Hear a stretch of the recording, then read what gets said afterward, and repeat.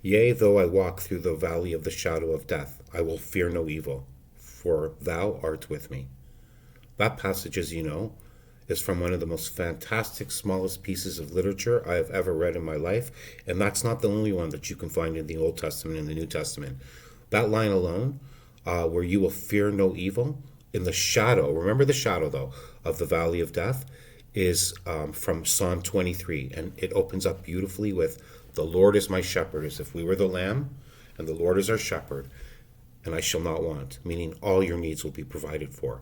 Now, in this common world that we live in, just like it would have been portrayed in those times in the Middle East, in the biblical times that we're reading from, everybody was having the struggle just to survive. I know today is not that day where I'm saying this goes back to the Garden of Eden. I'm just really focusing on where we are today presently and our relationship to God, our Father, Abba. So today the focus is on when you're in the shadow of the valley of death. What could that possibly mean on some level?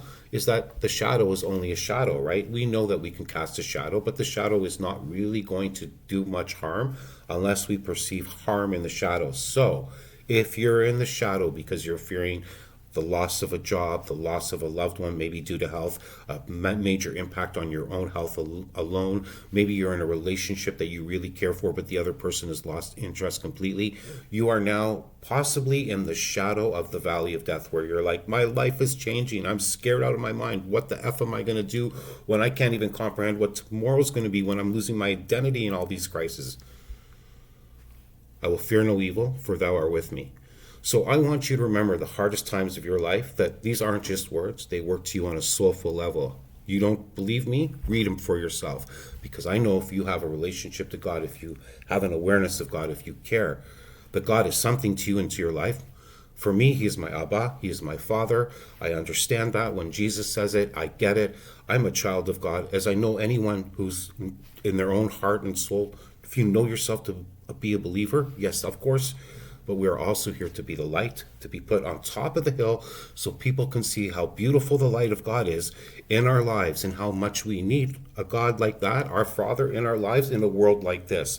So I say to you, if you're troubled, of course you can drop me a line, but this is really a video for you to get into the Bible, read that Psalm.